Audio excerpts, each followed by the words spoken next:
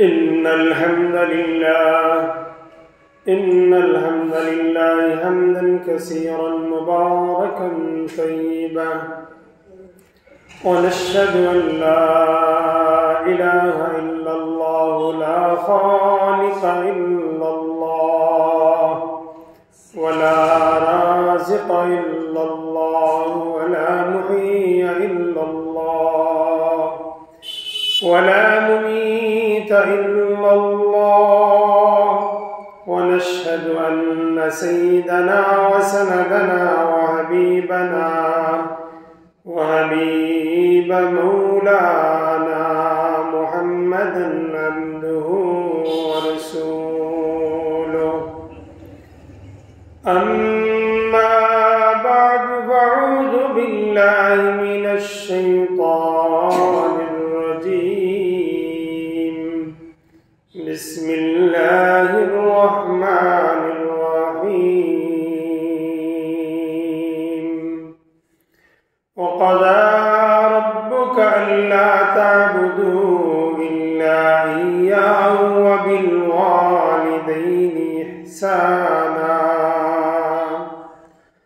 وقال النبي صلى الله عليه وسلم الجنة تحت أقدام الأمهات أو كما قال عليه الصلاة والسلام بارك الله لنا ولكم في القرآن العظيم ونفعنا وإياكم بالآيات والذكر الحكيم প্রত্যেকে দরুদ ইব্রাহিম তেলাওয়াত করি আল্লাহুম্মা সাল্লি আলা মুহাম্মাদ ওয়া আলা আলি মুহাম্মাদ কামা সাল্লাইতা আলা ইব্রাহিম ওয়া আলা আলি ইব্রাহিম ইন্নাকা হামিদুম মাজিদ اللهم بارك على محمد وعلى آل محمد كما باركت على إبراهيم وعلى آل إبراهيم إنك حميد مجيد صلى الله على سيدنا ومولانا محمد وعلى آله وصحبه وبارك وسلم اللهم بارك لنا في رجب وشعبان وبلغنا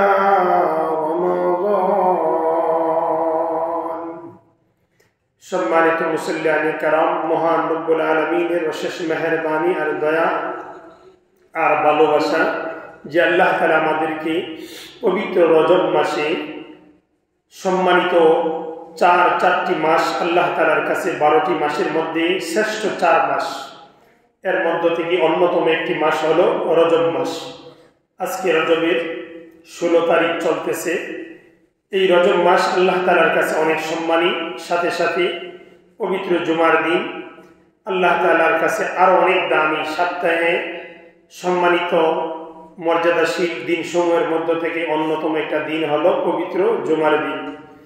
মহান আল্লাহ তাআলার কাছে এই জুমার দিনের সম্মান আর মর্যাদা যেমন বেশি, ঠিক ওই দিনে আল্লাহ তাআলা মুমিনদের মধ্য থেকে, মুসলমানদের মধ্য থেকে যে সমস্ত মুসলমানের সন্তানেরা পবিত্র জুমার দিনে এসে আল্লাহ তাআলার জিকির আজকার করে, আল্লাহ তাআলার কাছেও ওই রকম সম্মান। যেহেতু এই দিন সম্মানী আল্লাহ তাআলার কাছে, এই দিনকে যারা মর্যাদাশীল মনে করে আর সম্মান প্রদর্শন করে, ইবাদত করে, বন্দেগী করে, আল্লাহ তাআলা তাদেরকেও কি করেন? সম্মানী বানায়া দেন। এই জন্য পবিত্র জুমার দিন এই রজব মাসে আল্লাহ তাআলার ঘরে পর্যন্ত যে আমরা আসতে পারছি, এটা আল্লাহ তাআলার একটা ভালোবাসা আমাদের প্রতি, মহাব্বত আমাদের প্রতি ছিল। বিদায় আল্লাহ তাআলা আমাদেরকে মহাব্বত করে ভালোবেসে আমাদেরকে আল্লাহ তাআলার ঘর পর্যন্ত আসার তৌফিক দান করছেন। আমরা যারা আসতে পারছি, মহান রব্বুল আলামিনের এই আশা তৌফিক দেওয়াটা প্রতি আল্লাহ তাআলার প্রতি সন্তুষ্ট। এই জন্য আমরা অন্তঃস্থল থেকে আল্লাহকে খুশি করার জন্য প্রত্যেকে কালিমাতু শুকর বলি, আলহামদুলিল্লাহ। সম্মানিত মুসল্লিয়ানে কেরাম, প্রত্যেক একটা জিনিস মনে রাখতে হবে, মহান রব্বুল আলামিন প্রতিটা মানুষের একটা অন্তর্দান করছেন। তো আল্লাহ তাআলা ওই মানুষের, প্রত্যেকটা মানুষের দিলকে আল্লাহ তাআলা ভালোবাসে না। এক ধরনের মানুষের দিলকে আল্লাহ ভালোবাসেন, আরেক ধরনের মানুষের দিলকে আল্লাহ ভালোবাসেন না। এভাবে মানুষ দুই ভাগে বিভক্ত হয়ে গেছে আল্লাহ তাআলার কাছে। তো কোন মানুষের দিলকে আল্লাহ তাআলা পছন্দ করেন, ভালোবাসেন, সেটা হলো যাদের দিলের প্রতি, যাদের দিলে, যাদের অন্তরে আল্লাহ তাআলার প্রতি কি আছে, ভালোবাসা আছে। আল্লাহ তাআলা তাদেরকে কি করেন, ভালোবাসেন। আর তাদেরকে ভালোবাসেন বিদায় আল্লাহ তাদেরকে আল্লাহর ইবাদত বন্দেগীর মধ্যে জড়ায় রাখেন। আর যাদের দিলের ভিতরে, অনেক মুসলমান আছে জন্মের পরে সে মুসলমান হয়ে গেছে, কিন্তু মুসলমানিত্ব হলে কি হবে, তার দিলটা এমন হয়ে গেছে যে অনেক দিলওয়ালা মানুষ, অনেক মুসলমানের সন্তান, তাদের কাছে আজানের শব্দ পৌঁছার পরে তাদের কাছে ভালো লাগে না, কোরআনের শব্দ যাওয়ার পরেও তাদের কাছে ভালো লাগে না, তিক্ততা লাগে, মজা লাগে না, স্বাদ লাগে না, আজানের শব্দ তাদের কাছে কষ্টকর হয়। অথচ সে একজন মুসলমান। ওই যে মানুষগুলোর অন্তরে আল্লাহর শব্দ ভালো লাগে না, নবীর দুরূদ ভালো লাগে না, কোরআনের ওয়াজ ভালো লাগে না, মনে রাখবেন ওই দিলওয়ালা মানুষকে আল্লাহ তাআলা ভালোবাসে না।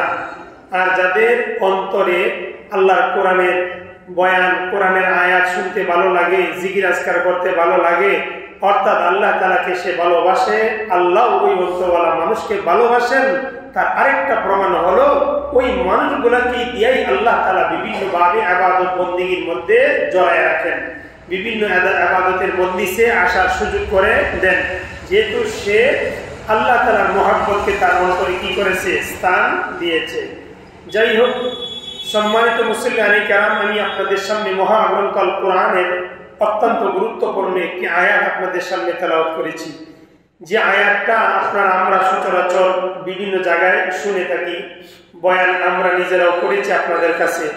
আমি কথাটা আবারও বলার উদ্দেশ্য হলো, কিছু বয়ান আছে আপনাদের জন্য, আমাদের জন্য জরুরি, যে বয়ানগুলো বারবার করা দরকার।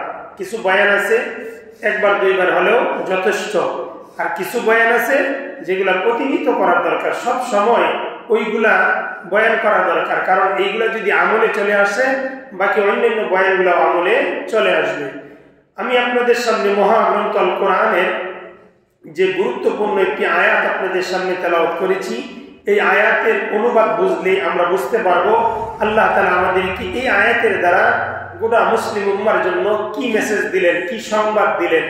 এই জন্য পবিত্র কোরআনের একটি গুরুত্বপূর্ণ আয়াত আপনাদের সামনে তুলে ধরেছি, এই জন্য যে আল্লাহ তাআলা এই আয়াতের দ্বারা আমাদেরকে কি সংবাদটা দিলেন, আল্লাহ আমাদেরকে কি বয়ান করলেন, আল্লাহ আমাদেরকে কি ওয়াজ করলেন। ওয়াজ শুধু আমি আপনাদের সামনে করি এমন নয়, বরং আল্লাহ আমাদেরকে ওয়াজ করছেন, আর ওই ওয়াজটাই আমরা কি করি, আপনাদের সামনে বয়ান করার চেষ্টা করি। আল্লাহ রাব্বুল আলামিন পবিত্র কোরআনে যে বয়ানটা করলেন, যে আয়াতটা আমি আপনাদের সামনে তেলাওয়াত করেছি, আল্লাহ উক্ত আয়াতে বলেন, قال سبحانه وتعالى وقضى ربك ألا تعبدوا إلا إياه وبالوالدين إحسانا। আল্লাহ রাব্বুল আলামিন পবিত্র কোরআনের এই আয়াতে আল্লাহ মানুষদেরকে লক্ষ্য করে বললেন, হে দুনিয়ার বান্দা বান্দি, وقضى ربك ألا تعبدوا إلا إياه وبالوالدين إحسانا। وقضى ربك, তোমাদের উপরে ফয়সালা করা হয়েছে, তোমাদেরকে নির্দেশ করা হয়েছে, وقضى ربكما ألا تعبدوا إلا إياه وبالوالدين إحسانا। তোমরা আল্লাহ রাব্বুল আলামিনের ইবাদত বন্দেগী করো এবং সাথে সাথে আল্লাহ বলেন আমার ইবাদত বন্দেগী করবা, আমার গোলামি করবা। ওই গোলামির সাথে আল্লাহ গুরুত্বপূর্ণ আরেকটি মেসেজ দিলেন, তোমরা তোমাদের জন্মদাতা মা বাবার সাথে উত্তম আচরণ করো, তোমরা তোমাদের মা বাবার উত্তম খেদমত করো। আল্লাহ এই আয়াতে আল্লাহর ইবাদত বন্দেগীর কথা বললেন, সাথে সাথে আল্লাহ তাআলা আল্লাহর ইবাদত বন্দেগীর পরপরই আল্লাহ বলেন তোমাদের জন্মদাতা মা বাবার কি করো, খেদমত করো, ইহসানা, তাদের সাথে সুন্দর আচরণ করো, সৎ আচরণ করো। এই আয়াতটা আমি এই জন্যই পড়লাম, মা বাবার খেদমতের ব্যাপারে আমরা জানি, কিন্তু মা বাবার খেদমত, মা বাবার মর্যাদা বুঝাইতে গিয়ে আল্লাহ বলেন দেখো তোমরা তোমাদের দুনিয়াতে আসার পরে তোমাদেরকে যেভাবে আমি আল্লাহকে তোমাদের মরণ পর্যন্ত আমাকে স্মরণ রাখতে হবে, আল্লাহকে কি একদিন দুই দিন স্মরণ রাখলে হবে না মৃত্যু পর্যন্ত? মৃত্যু পর্যন্ত। গত এক জুমায় বলেছিলাম ওয়াবুদ রাব্বাকা হাত্তা ইয়াতিয়াকাল ইয়াকিন, তোমরা তোমাদের রবের ইবাদত করো মৃত্যু পর্যন্ত। তাহলে আল্লাহকে স্মরণ রাখার জন্য আল্লাহ কোরআনে কি ঘোষণা দিলেন?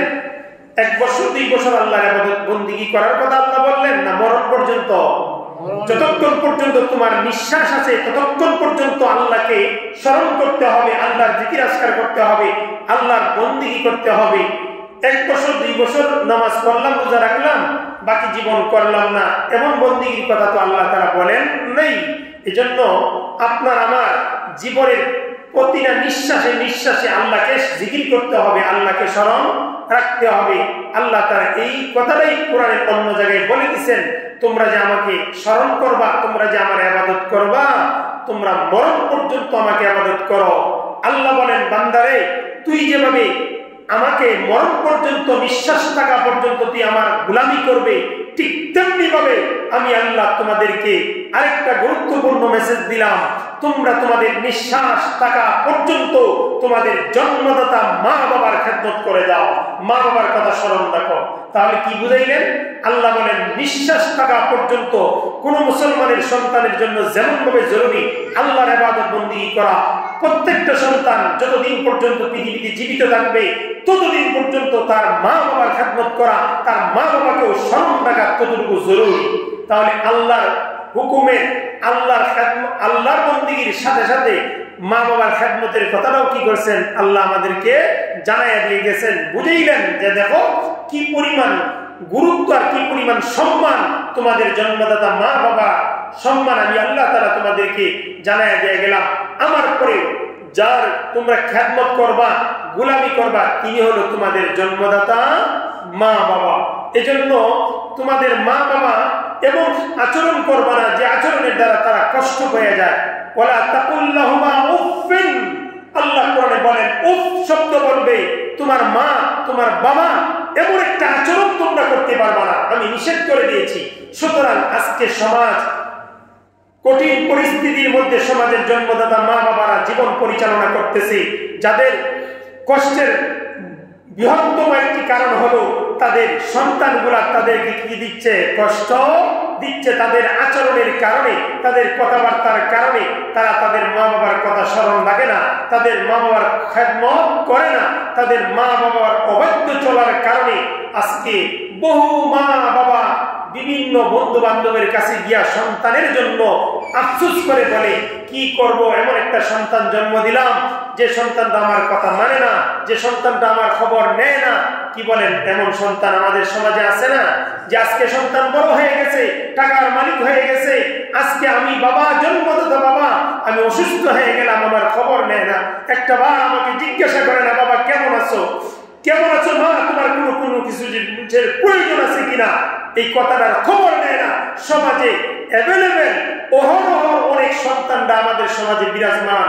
এই জন্য ভাই, এই তোমার মা বাবার কারণে, তোমার মা বাবার এই কষ্টের কারণে তোমার দুনিয়া খাসিরাত দুনিয়া ওয়াল আখিরা, দুনিয়াও ধ্বংস হয়ে যাবে, আখিরাতও ধ্বংস হয়ে যাবে। এজন্য আল্লাহ রাসূল সাল্লাল্লাহু আলাইহি ওয়াসাল্লাম দুনিয়ার উম্মতদেরকে লক্ষ্য করে নবীজি একটা মেসেজ দিয়া গেলেন, দুনিয়ার উম্মতদেরকে লক্ষ্য করে জানায়া দিয়া গেলেন। আল্লাহ রাসূল একটা মেসেজ দিলেন। কি মেসেজ? আল্লাহ রাসূল বলেন قال النبي صلى الله عليه وسلم الجنة تحت أقدام الأمهات। আল্লাহ রাসূল সাল্লাল্লাহু আলাইহি ওয়াসাল্লাম বলেন, হে আমার মায়ার উম্মতেরা শুনো, আল্লাহ রাব্বুল আলামিন তোমাদের জান্নাতটাকে তোমাদের মা বাবার পায়ের তলে রেখে দিয়েছেন।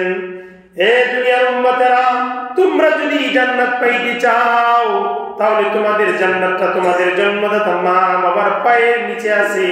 ও মুসলমানের সন্তান, মা বাবার পায়ের নিচে আছে, এই কথার অর্থ হলো এই, তোমরা যদি জান্নাত কামাই করতে চাও তাহলে তোমাদের জন্মদাতা মা বাবাকে এমন ভাবে খেদমত করো, এমন ভাবে মা বাবার সেবা করো, যেই সেবার কারণে, যেই খেদমতের কারণে মা বাবা তাদের মুনাজাতের মধ্যে এই কথা বলতে বাধ্য হইয়া যায়। যখন মা বাবা আল্লাহর কাছে দোয়া করবে, মুনাজাত করবে, মুনাজাতের মধ্যে যেন আল্লাহ রাব্বুল আলামিন তাদের জবান দিয়ে এই কথা বের করে দেন। যখন মা বাবা আল্লাহর দরবারে মুনাজাত করবে, আল্লাহ তুমি আমার সন্তানটা আমাকে এত কদর করে, আমাকে এত মহব্বত করে, যখন যে জিনিসের প্রয়োজন পড়ে আমার সন্তান খবর নিয়া, আমার মেয়ে আমার খবর নিয়ে আমার জরুরতটা পুরা করে দেয়, আল্লাহ তুমি আমার সন্তানকে দুনিয়ার শান্তি দিয়া দিও, আখিরাতের শান্তি দিয়া দিলো। এইভাবে যদি কোনো মা, এইভাবে যদি কোনো বাবা তার সন্তানের জন্য মুনাজাতে আল্লাহর কাছে দোয়া করে, ও মুসলমানের সন্তান নিশ্চিত জানিয়ে রাখবেন তোমার এই মা বাবার দোয়া কোনোদিন ব্যথা যাইবে না। আল্লাহ রাব্বুল আলামিন মা বাবার দোয়াটাকে কবুল করিয়া তোমার জন্য জান্নাতটা ওয়াজিব করে দিবেন। কিন্তু আজকে মুসলমানের সন্তান, আমরা আমাদের মা বাবার এমন খেদমত করি যেই খেদমতের দ্বারা আশা করা যায় না আমার মা আমার বাবা নামাজের সালাম ফিরাইয়া মুনাজাতের মধ্যে কথাটা বলবে, আল্লাহ আমার সন্তানকে তুমি জান্নাত দিয়া দিও, দুনিয়ার সুখ দিয়া দিও, আখিরাতের সুখ দিয়া দিও। কেন? বহু মা বাবার সন্তানের আচরণের কারণে আজকে মা বাবা কষ্ট পাচ্ছে, যেই কষ্টের কারণে বন্ধু বান্ধব আত্মীয় স্বজনের কাছে শোনাইতে বাধ্য হয়। সন্তান এমন আচরণ করে যে আচরণের কারণে আপনজনের কাছে গিয়া দুঃখ প্রকাশ করে। অনেক মা বাবা এমন আছে লজ্জায় আপনজন কেউ শোনাইতে পারে না। আজকে সন্তান বড় হয়ে যাওয়ার কারণে, টাকার মালিক হয়ে যাওয়ার কারণে সন্তানের আচরণের দ্বারা মা বাবার কলিজা বেড়ে যাচ্ছে। ও মুসলমানের সন্তান, আপনাদেরকে জানাই এমন জ্বলন্ত প্রমাণ আছে, এমন জ্বলন্ত ওয়াকে আছে যে মা বাবার বদ্দার কারণে সন্তান দুনিয়াতে ধ্বংস হয়ে গেছে। আল্লামা আশরাফ আলী থানভী রাহমাতুল্লাহ আলাইহি ওনার কিতাবের মধ্যে উনি একটা ঘটনা উল্লেখ করেছেন। ও মুসলমানের সন্তান, মা বাবার ভিতরে সন্তানের প্রতি এত দরদ, এত ভালোবাসা, যেমন ভাবে আল্লাহ তার বান্দার প্রতি ভালোবাসা বেশি। আল্লাহর কাছে যদি কোনো গুনাহগার মানুষ যত গুনাই করুক না কেন, হাজার হাজার পাহাড় পরিমাণ গুনাহ করিয়াও যদি কোনো আল্লাহর বান্দা আল্লাহর কাছে গিয়া বলে, হে আল্লাহ আমি অনেক পাপ করেছি, আমার সমস্ত পাপের জন্য আমি অনুতপ্ত, অনুশোচনা করতেছি, ও রব্বুল আলামিন, ও রাহমানুর রাহিমিন, তুমি গফফার, তুমি রহিম, তুমি ক্ষমাকারী, তুমি আমার গুনাহগুলোকে মাফ করে দাও। আল্লাহ রাব্বুল আলামিন বলেন, বান্দা তুই আমার কাছে তোর গুনাহের জন্য মাফ চাইতে দিবি হবে, আমি রহমান, আমি রহিম, আমি অপেক্ষায় আছি কখন বান্দা তার গুনাহের জন্য আমার কাছে মাফ চাইবে। চাইতে দেরি হবে, আমি আল্লাহ তার গুনাহ মাফ করতে দেরি করব না। ঠিক আল্লাহ রাব্বুল আলামিন বলেন, বান্দারে আমার ভিতরে যেভাবে আমার বান্দার প্রতি ভালোবাসা আছে, মায়া আছে, ঠিক তেমনি ভাবে প্রত্যেকটা সন্তানের জন্য তার মা বাবার কলিজার ভিতরেও ঠিক ওই রকম ভাবে মায়ার দরদ ভালোবাসা কাজ করে। সন্তান যত বড় অপরাধ করুক না কেন, কোনদিন যদি সন্তান তার অপরাধ বুঝিয়া মা বাবার দরবারে দাঁড়াইয়া, মা বাবার দরজায় দাঁড়াইয়া যদি বলে, মা আমি ভুল করে ফেলেছি, তোমার ভুলের কারণে, ভুলের কারণে, তোমাকে কষ্ট দেওয়ার কারণে আজকে আমার সাংসারিক জীবনে, আমার দুনিয়ার জীবনে কষ্ট হচ্ছে, মা তুমি আমার গুনাহগুলোকে মাফ করি আমাকে ক্ষমা করে দাও। আল্লাহ রাব্বুল আলামিন বলেন, হে আমার বান্দা, আমি যেভাবে তোমরা আমার কাছে মাফ চাইলে আমি মাফ করে দেই, ঠিক তেমনি ভাবে তোমাদের জন্মদাতা মা বাবাও তোমাদের অপরাধগুলোর জন্য যদি মাফ চাও, আল্লাহ তোমাদের অপরাধগুলোকেও তেমনি ভাবে সহজ করে তোমাদের মা বাবা মাফ করে দিবেন। এই জন্য আশরাফ আলী থানভী রাহমাতুল্লাহ আলাইহি একটা ঘটনা বললেন। ওই ঘটনার সাথে আমি আপনাদেরকে সুনামগঞ্জের একাধিক ঘটনা শোনাইতে পারবো। সুনামগঞ্জের এমন ঘটনা আছে যে মা বাবার বদ্ধর কারণে সন্তান ধ্বংস হয়ে গেছিল। সন্তান পৃথিবীতে চলে গেছে, এখন ওই মা বাবা পৃথিবীতে বেঁচে আছে, এমন ঘটনা আমাদের জ্বলন্ত প্রমাণ জানা আছে। আজকে সন্তানগুলা মা বাবার খেদমত করে না, মা বাবার খবর নেয় না, মা বাবার কথার বিপরীতে চলে, নাফরমানি করে। খোদার কসম করে বলি, ও মুসলমানের সন্তান, তোমার জন্মদাতা মা, তোমার জন্মদাতা বাবা কোনোদিন তোমার ক্ষতি চায় না। যে জিনিসটা তোমাকে নিষেধ করবে মনে রাখতে হবে, সন্তানের কল্যাণের জন্যই বাবা মা আমাকে নিষেধ করতেছে। যদি আমার মন চায় ডানে চলার জন্য, বামে চলার জন্য, বাবা যদি বলে বাবারে তুমি বাম পথে চলিও না, ডান পথে চলো, ওই দিকে যাইও না, ওই দিকে যাও, তাহলে তোমার জন্য কল্যাণকর হবে। মনে রাখতে হবে, মা বাবা আমার কল্যাণ চাই জন্য আমাকে বিভিন্ন সময় বিভিন্ন পরিস্থিতির সম্মুখীন হইয়া আমাকে বিভিন্ন ধরনের নির্দেশ দেয়। যদি আমার বন্ধু বান্ধব আমাকে নির্দেশ দেয় অন্যদিকে, শয়তান আমাকে নির্দেশ দেয় অন্যদিকে, জন্মদাতা মা বাবা দেখতেছেন আমার সন্তান তো বিপদগ্রস্ত হয়ে যাইতেছে, বিপদগামী হয়ে যাইতেছে, এই জন্য অনেক মা বাবা তার সন্তানকে নসিহত করে, কিন্তু মা বাবার নসিহত শুনে না, শয়তানের প্রবঞ্চনায় পড়িয়া খারাপ কাজের দিকে চলে যায়। ওই সন্তান একদিন যেমন বিপদগ্রস্ত হইয়া যায়, শেষ পর্যন্ত মা বাবার দরবারে আসিয়া ক্ষমা চাইতে বাধ্য হয়। মা বাবা তোমার কথা না শোনার কারণে আমার জীবন ধ্বংস হয়ে গেছে, অর্থনৈতিক সব ধ্বংস হয়ে গেছে। বাবা মা কাছে গিয়ে বলে, আম্মা তুমি আমাকে ক্ষমা করে দাও, বুঝতে পারি নাই, না বুঝিয়া বন্ধু বান্ধবের চলা পরামর্শ নিয়া আমার জীবনটা ধ্বংস করে দিছি। ও সন্তান, ওই কঠিন পরিস্থিতিও দেখবে তোমার আপন বন্ধু তোমার কাছ থেকে চলে গেছে, কিন্তু জন্মদাতা মা বাবা তখনও তোমার কাছ থেকে দূরে চলে যাইবে না। আল্লাহ রাব্বুল আলামিন রাসূল আকরাম সাল্লাল্লাহু আলাইহি ওয়াসাল্লাম এই জন্য হাদিসে বলেন, আল জান্নাতু তাহতা আকদামিল উম্মাত, হে আমার উম্মত, তোমাদের জান্নাত তোমাদের মা বাবার পায়ের নিচে। এর মানে হলো তোমরা এমন ভাবে একটা আচরণ করো মার সাথে বাবার সাথে যেন সন্তুষ্ট হইয়া তাদের গুনাহের মধ্যে মার বাবা অটোমেটিকলি বলতে বাধ্য হয়, আল্লাহর সন্তান আমার বড় আদরে, ওই সন্তানটা আমার খবর নেই, আমার সব কিছু দেখাশোনা করে। আল্লাহ আমার এই সন্তানকে তুমি দুনিয়া এবং কল্যাণ, দুনিয়ার কল্যাণ আখিরাতের কল্যাণ দান করো। দেখবা মুসলমানের সন্তান, তোমার মা বাবার দোয়া কবুল করে আল্লাহ তোমার দুনিয়ার জিন্দেগিও সুখময় করে দিবে, আখিরাতের জিন্দেগিও সুখময় করে দিবে। আর যদি মা বাবা বলে, আল্লাহ আমার ওই সন্তান আমার কথা মানে না, আমার নাফরমানি করে, তোমার হুকুম মতো চলে না, এই সন্তান ধ্বংস হয়ে যাক। ও মুসলমানের সন্তান, মনে রাখবা তুমি দুনিয়াতেও ধ্বংস হয়ে যাইবা, তোমার ধ্বংস তোমার সমাজ দেখতে পারবে, তোমার মা বাবা দেখে দুনিয়া থেকে বিদায় হয়ে যাবে, সেই দিন আফসোস করে কোনো কাজে আসবে না।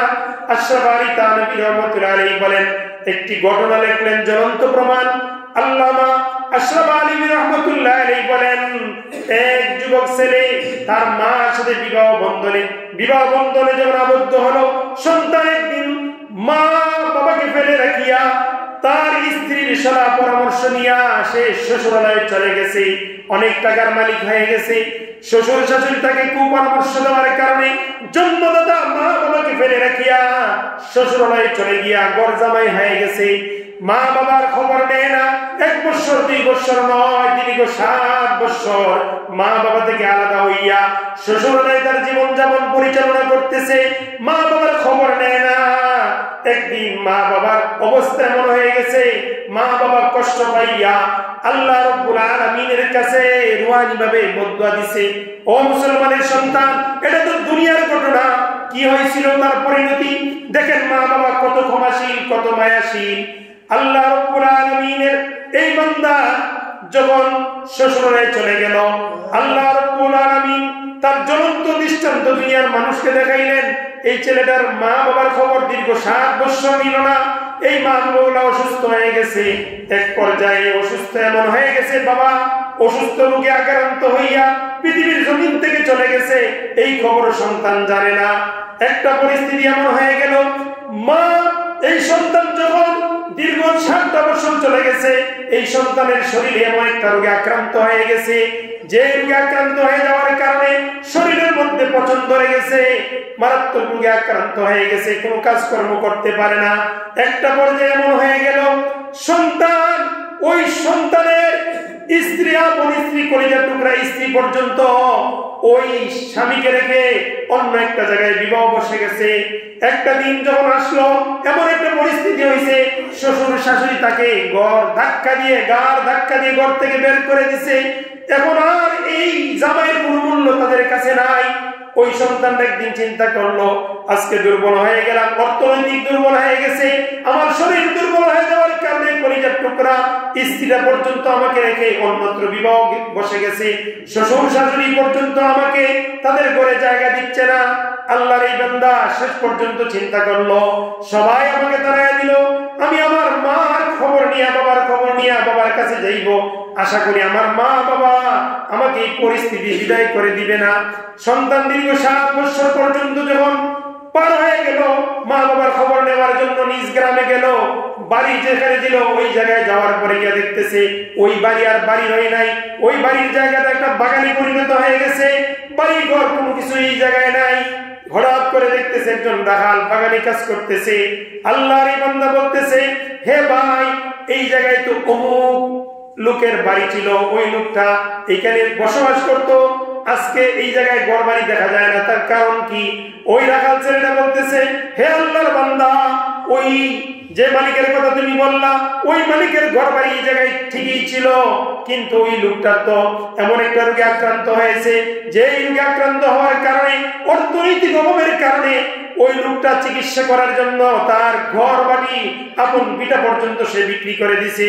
বিক্রি করার পরেও সে চিকিৎসার মাধ্যমে রোগ মুক্তি লাভ করে নাই, এক পর্যায়ে সে মৃত্যুবরণ করেছে। এজন্য ঘর বাড়ি বিক্রি করেও চিকিৎসার মাধ্যমে তার সমাধান নিতে পারে নাই। আল্লাহ তাআলার কাছে সে ফিরে চলে গেছে, সে কবরের বাসিন্দা হয়ে গেছে। কিন্তু ওই বৃদ্ধ লোকটার স্ত্রী এখন পর্যন্ত জীবিত আছে, তাকে পাওয়া যাবে, কিন্তু ওই মুরব্বী লোকটা তো পৃথিবী থেকে চলে গেছে। আর ওই রাখাল ছেলেটা বলতেছে, আমি শুনছি ওই মা বাবার নাকি একটা সন্তান ছিল, যে সন্তানটা তার দুঃসময়ে মা বাবাকে রেখে কোথায় যেন চলে গেছে। আমার মনে হয় যদি ওই সন্তানের সংবাদ আমি রাখাল পাইতাম, তাহলে আমার এই হাতের অস্ত্রের দ্বারা, চুরির দ্বারা হয়তো তার হাত একটি কেটে দিতাম, আর না হয় সন্তানের পা একটি কেটে দিতাম। ওই রাখালটা চিন্তা করেছে, একটা সন্তান তার জন্মদাতা মা বাবাকে রেখে কিভাবে স্ত্রীর প্রেমে ভালোবাসায় পড়িয়া, সে কিভাবে জন্মদাতা মা বাবাকে রেখে ওই শ্বশুর শাশুড়ির প্রেমে পড়ে আপন জন্মদাতা মা বাবাকে ফেলে চলে যায়। আমার মনে হয় ওই সন্তানের যদি সংবাদ আমি পাইতাম, তাহলে হয়তো আমি তার একটা হাত কেটে দিতাম, আর না হয় একটা পা কেটে দিতাম। ওই রাখাল ছেলেটার কথা শুনতেছে, আর ওই ছেলেটা তো মনে মনে ভাবতেছে, আমি তো ওই বাবার সন্তান, যে মা বাবাকে রেখে আমি স্ত্রীর প্রেমে পড়ে, শ্বশুর শাশুড়ির ভালোবাসায় প্রেমে অন্ধ হইয়া আমার জন্মদাতা মা বাবাকে রেখে চলে গেছি। হঠাৎ করে ওই সন্তানে জিজ্ঞাসা করতেছে, ভাই, ওই মুরব্বীর স্ত্রীরা কোথায় পাওয়া যাবে? উনি বলতেছেন, ভাই দেখেন, ওই মহিলাটা এখনো জীবিত আছে, কিন্তু ওই মহিলার কোনো ঘর বাড়ি নাই, থাকার কোনো জায়গা নাই। ওই মহিলাটা অমুক বাড়ির আঙ্গিনায় কিনারে একটা ঝুপড়ির মধ্যে থাকার ব্যবস্থা করে দিছে। মহিলাটা অন্ধ হয়ে গেছে, দিনের বেলা ভিক্ষা করে, রাত্রিবেলা সন্ধ্যা হইলে ওই জায়গায় আসে, ওইভাবে তার জীবন পরিচালনা করতেছে। আমার মনে হয় তুমি দিনের বেলায় গেলে ওই মহিলাটাকে পাইবা না, সন্ধ্যায় গেলে ওই এলাকার অমুক বাড়ির আঙ্গিনায় গিয়া ওই মহিলাটাকে পাওয়া যেতে পারে। আল্লাহর এই বান্দা রাখাল যখন এই সংবাদ জানাইল, সন্তান মনে মনে আফসোস করতেছে আর কান্না করতেছে, বুক ফেটে কান্না আসছে। হাই, আমার মা আমার জীবিত অবস্থায় ভিক্ষা করতেছে, অন্ধ হয়ে গেছে, বাবার অভাবের চিকিৎসার অভাবে বাবা ঘর বাড়ি বিলা সব বিক্রি করে দিল, এখন আমার বাবা পৃথিবী থেকে বিদায় হয়ে গেছে। এর একমাত্র কারণ হলো আমি সন্তান, পৃথিবীতে থাকার পরেও আমার জন্মদাতা মা বাবার খবর নেই নাই। ওই সন্তান সন্ধ্যাবেলায় ওই মার সন্তান নিয়ে যখন ওই ঝুপড়িতে চলে গেছে, খবর পাইল, গিয়া দেখতেছে সন্ধ্যাবেলায় মা নামাজ পড়ে অন্ধ অবস্থায় আল্লাহর দরবারে মুনাজাত করতেছে। কেমন মা দেখেন, আর ওই মাটাকে আপনারা আমরা কষ্ট দেই, খবর নেই না, অসুস্থ হইল একবার জিজ্ঞাসা করি না, মা আপনার কি প্রয়োজন? সন্তান বুঝে, অসুস্থ মা বাবাকে জিজ্ঞাসা করলেই বলবে, বাবা আমার ওই খাবারটা প্রয়োজন, ওই ঔষধের প্রয়োজন, টাকা দিব, খেদমত করবো। এইভাবে বহু সন্তান তার মা বাবার কাছেও যায় না, জিজ্ঞাসাও করে না কি পরিমাণ টাকার প্রয়োজন, কি পরিমাণ ওষুধের প্রয়োজন। ও কুলাঙ্গার সন্তান, তোমার জীবন একদিন ক্ষতিগ্রস্ত আসবে, দুনিয়ার জিন্দেগিও নষ্ট হয়ে যাবে, আখিরাতের জিন্দেগিও নষ্ট হয়ে যাবে। এজন্য মুসলমানের সন্তান, ওই রাখালটা যখন তার মার ঘরের দরজায় যোগ দিতে গেল, সন্ধ্যা সময় নামাজের সালাম ফিরাইয়া অন্ধ মা আল্লাহর দরবারে মুনাজাত করতেছে, বলতেছে, আল্লাহ আমাকে এই বুড়া বয়সে আমাকে বিধবা বানাইলা, ও আল্লাহ ওই বুড়া বয়সে তুমি আমাকে হতদরিদ্র বানাইলা, আমার স্বামীটাকে মানুষ কবরে রাখলো, আমিও তো একদিন চলে যাব, আমারও তো পর পুরুষের হাত ধরে আমাকে কবরে রাখা হবে। ও আল্লাহ তোমার কাছে একটা দোয়া করি, আমি চাই আমার জন্মদাতা আমার সন্তানটা যেখানেই থাকুক সে সুখে থাকুক, আমি চাই আমার মরণের পরে আমার সন্তানের হাত দিয়ে আমাকে তুমি কবরে রাখবা, পর পুরুষে যেন আমাকে স্পর্শ না করতে পারে। আল্লাহ শেষ বয়সে আমার একটা দোয়া তুমি কবুল করে নাও। ওই সন্তানের এই দোয়া করতেছে, সন্তান দরজার কিনারে দাঁড়ায় দাঁড়ায় শুনতেছে, আরে যে মাটাকে আমি পর ভেবে আমি যে মা বাবাকে রেখে আমি চলে গেলাম শ্বশুর শ্বশুরের বিটায়, আজকের ওই মা ওই বাবা আমার জন্য কত কষ্ট করে দুনিয়া থেকে বিদায় হয়ে যাইতেছে, আজকে আমার মা অন্ধ হয়ে গেল, তারপরও মার অন্তর থেকে আমার ভালোবাসা দূর হয় নাই। ওই মা যখন মুনাজাত করতেছে, আল্লাহ তোমার কাছে বৃদ্ধ বয়সে একটা মুনাজাত করলাম, একটা দোয়া করলাম, আমার মরণের পরে যেন কোন পরপুরুষের হাত দিয়ে আমাকে কবরে না রাখা হয়, আমার সন্তানটা যেন আমাকে কবরে রাখে, এই দোয়াটা তোমার কাছে করি, আমার দোয়াটা তুমি মঞ্জুর করে নাও।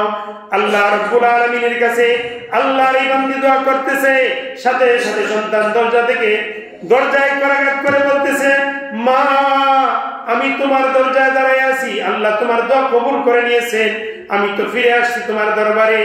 মা যখন পিছন ফিরে চাকাইয়া দেখলো, কিন্তু বলতেছে, বাবারে তুই আসছিস ঠিকই, আমার চোখ নাই যে চোখ দিয়ে আমি আমার কলিজার টুকরা সন্তানটাকে দেখবো, বাবা তুই আমার বুকে আ, তোকে আমি আমার এই বৃদ্ধ বয়সে এই দুর্বল টুক দিয়ে আমি তোর কলিজায় তোর কপালে একটা চুমা দিতে চাই।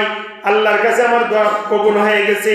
সন্তানকে বুকে নিয়া বৃদ্ধ মা তার সন্তানকে কপালে চুমা দিয়ে বুকে জড়ায় ধরছে। এখন একটাবার চিন্তা করুন, যে কলিজার টুকরা সন্তান, যে সন্তানগুলা মা বাবাকে ফেলে রেখে দুনিয়াতে কষ্ট দেয়, যন্ত্রণা দেয়, ওই মাটা কি পরিমাণ ভালোবাসে সন্তানকে, দূর অবস্থার সময় সন্তানকে মা বাবা ফেলে রাখে না। ঠিক এমনি একটা দুরবস্থ একটি ঘটনা আপনাদেরকে বলে যাই। সুনামগঞ্জের সদরের একটা ঘটনা আছে, জ্বলন্ত ঘটনা, যে বাড়িঘর আমি চিনি। একটা সন্তান তার মা বাবার সাথে অসদাচরণ করার কারণে ওই সন্তানটাকেও আমি চিনি, মাটাকেও আমি চিনি।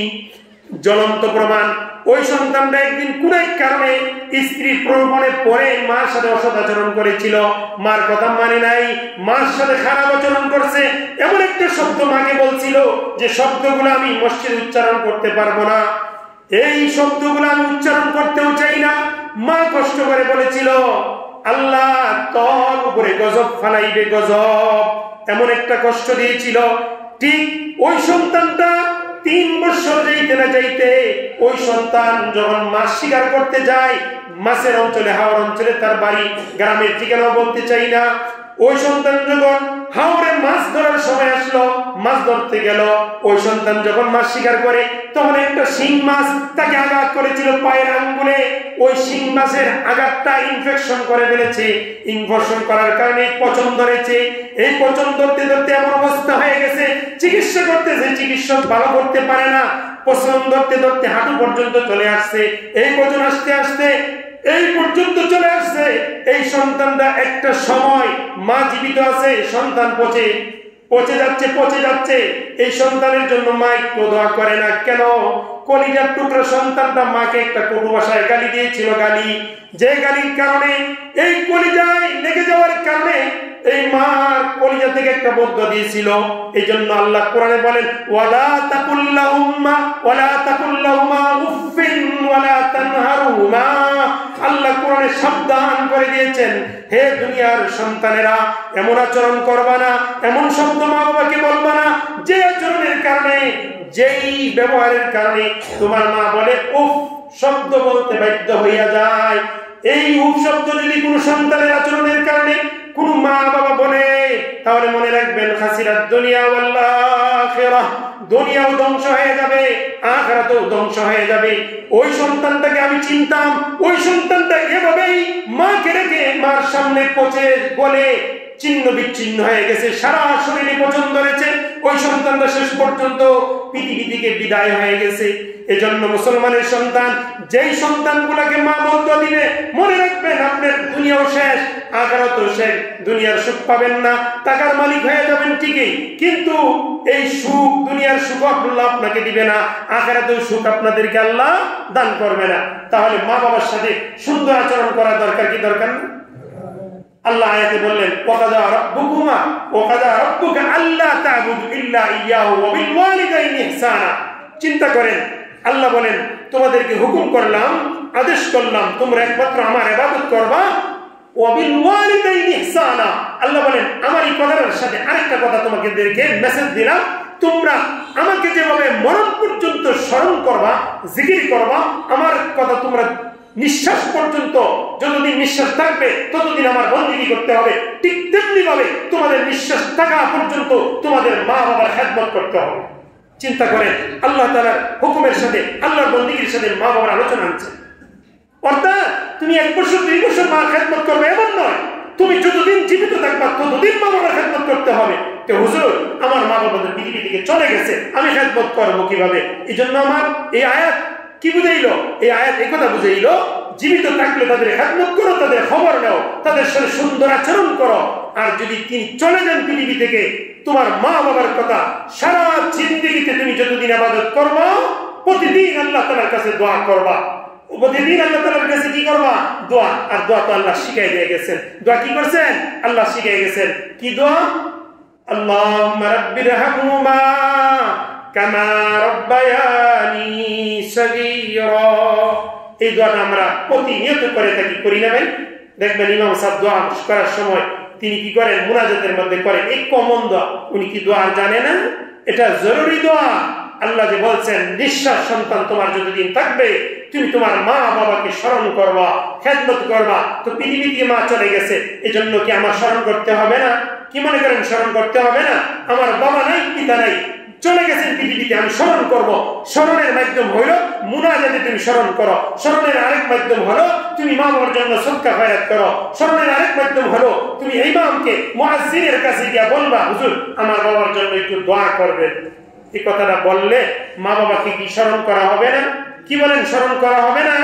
এই জন্য আল্লাহ থেকে আমরা যেভাবে মৃত্যু পর্যন্ত আল্লাহর বন্দেগী করব, আল্লাহকে স্মরণ রাখবো, মরণ পর্যন্ত আমরা আল্লাহকে কি করতে হবে? স্মরণ রাখতে হবে। আসেন শেষ একটা মেসেজ আপনাদেরকে দেওয়া যায়। এই আয়াতটা পড়লাম, কি বুঝাইলাম আপনাদেরকে? মা বাবার খেদমত করার জন্য। কতদিন? যতদিন জীবিত থাকবেন ততদিন না, আমাদের নিঃশ্বাস যতদিন আছে ততদিন, আমাদের নিঃশ্বাস যতদিন আছে ততদিন।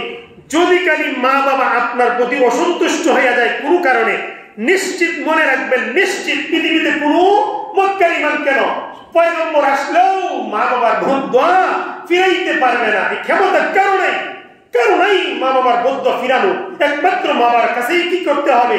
ক্ষমা নিতে হবে।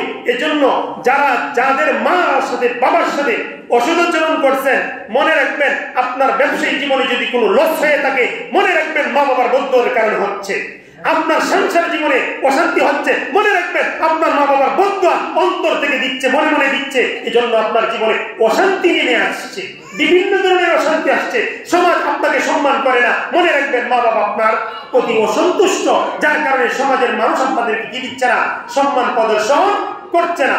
এর আরেকটা অন্যতম কারণ আপনাদেরকে বলে যাই। তার মূল কারণটা হলো আমরা কেন আমাদের মা বাবাকে সম্মান করি না? আর বাবারাও শুনেন, আপনারা যারা বাবা হয়েছেন শুধু সন্তানকে দোষারোপ করবেন না। এক চাটিয়া দোষারোপ একদিকে হয় না। হাতের তালি যেভাবে এক হাতে বাজে না, ঠিক তেমনি ভাবে শুধুমাত্র সন্তানকে অপরাধী বাবা যাবে না। এই জন্য আমরা বাবারাও দায়ী। সন্তান আমার কথা শুনে না, আমার কথা সন্তানকে শুনাইতে পারি না, এজন্য শুধু কি সন্তান দায়ী না মা বাবাও দায়ী? মা বাবাও দায়ী। এই কথাটা শুনেন কেন দায়ী? আপনার সন্তানের অন্তরে যতক্ষণ পর্যন্ত আল্লাহর ভয় না থাকবে, যে সন্তানটা আল্লাহকে ভয় করে না, ওই সন্তানের কাছ থেকে কোশ্চিন কালেও মা বাবা ভালো কিছু পাওয়ার আশা করবেন না। কথাটা কি বুঝছেন? আমি গত কয়েকদিন আগে কারেন্টের বাজার দিয়ে আসার পরে মোটরসাইকেল দিয়ে আসতেছি একটা প্রোগ্রাম করে ফতেপুর থেকে। তো আমার বড় ভাই, যিনি আমার বড়, সকলের বড়, উনি একটা বয়ান করতেছে। এই বয়ানটা আমি শুনছি মোটরসাইকেলে রানিং অবস্থায়, আমি খুব খেয়াল করে শুনেছি। আমার ফ্যামিলি আমরা 9 ভাই, আমরা 9 ভাই আলিম, কিন্তু সবচেয়ে বড় উনি, মুফতি সাব্বির। উনি একটু বয়ান করতেছেন। উনি এমনিতেও একটু আমলদার মানুষ, বুজুর্গ। আল্লাহ তাআলা ওনাকে যথেষ্ট ইলম আমল দান করেছেন, অনেক মেধা সম্পন্ন। ওনার জীবনে লাইফ স্টোরিতে কোনোদিন গোল্ডেন না ছাড়া কোনো রেজাল্ট নাই। ওনার জীবনে অনেক ছোট থেকে নিয়ে উনি গোল্ডেন পাইছেন, বোর্ডের সেরা তালিকাদের মধ্যে ওনার মেধা। উনি বয়ান করতেছেন, এই বয়ানটা আমি শুনছি। উনি বলতেছেন যে সন্তানের ভিতরে আল্লাহর ভয় নাই, ওই সন্তানের কাছ থেকে মা বাবা ভালো আচরণের আশা করা ঠিক নয়। কথা কি বুঝতে পারছেন? আমি খুব খেয়াল করে শুনেছি। যে সন্তানের ভিতরে আল্লাহর ভয় আছে, ওই সন্তান গুনাহ করবে না, ওই সন্তান কোনোদিন মা বাবার সাথে খারাপ আচরণ করবে না। সুতরাং আমার সন্তানের অন্তরে আল্লাহর ভয় তখন আসবে যখন কোরআনের শিক্ষা থাকবে, যখন আমার সন্তানকে কোরআনের শিক্ষায় শিক্ষিত করব। ছোট থেকে তার ভিতরে আল্লাহকে চিনাইব, আল্লাহর পরিচয় দেব, রসুলকে চিনাবো, রসুলের পরিচয় দিয়া আমার সন্তানকে বড় করব। আর তার ভিতরে আল্লাহর ভয়ভীতি থাকবে, ওই সন্তান অবশ্যই মা বাবার খেদমত করবে। অন্যথায় এই সন্তানের কাছ থেকে মা বাবা ভালো আচরণ পাওয়ার আশাবাদী করাটা বোকামি ছাড়া আর কিছুই না। সুতরাং কোন সন্তানের কাছ থেকে মা বাবা ভালো আচরণ পাইতে পারি? যে সন্তানের ভিতরে কার ভয় আছে ভাই? আল্লাহর ভয়। এজন্য আমরা আমাদের সন্তানগুলাকে আল্লাহর ভয়ভীতি নিয়ে যেন বড় হইতে পারি, এই চিন্তা চেতনা থাকার দরকার। আমার বড় ভাই যেমন ভাবে বয়ান করে, এমন ভাবে চলাফেরা করে। ওনার 6 মেয়ে, 1 ছেলে। 6 মেয়ের মধ্যে 4 মেয়ে কোরআনের হাফেজ হয়ে গেছে, 4 মেয়ে কোরআনের হাফেজ। আমার উনার কোনো ছেলে, কোনো মেয়ে টাচ মোবাইল ধরতে পারে না। এমন ভাবে উনি সন্তানগুলোকে লালন পালন করতেছেন, যেভাবে বলেন সেভাবেই করেন। টাচ মোবাইল তো ধরতে পারে না। কেন? টাচ মোবাইল আমার সন্তানের জীবন নষ্ট করার জন্য একটা বড় মাধ্যম। বর্তমান যুগে স্টুডেন্টের লাইফ স্টোরি জীবন নষ্ট করে দিচ্ছে টাচ মোবাইল। সন্তান টাচ মোবাইল ছাড়া খাবার খায় না, এই করে না, সেই করে না। প্রত্যেকেরই সন্তানের একই গতি। এজন্য চেষ্টা করা, সন্তানের হাতে টাচ মোবাইল দিবেন না। কান্না করতেছে, কান্না করতে করতে শেষ হয়ে যা, তারপরও সন্তানের হাতে টাচ মোবাইল তুলে দিবেন না। এখনই আল্লাহর ভয় তার অন্তরে ঢুকাইতে হবে। আল্লাহ তাআলা আমাদের প্রত্যেকের সন্তানকে যেন মুত্তাকি পরহেজগার হওয়ার তৌফিক দান করে। ওয়া আখিরু দাওয়ানা আলহামদুলিল্লাহি রাব্বিল আলামিন। যারা সুন্নাত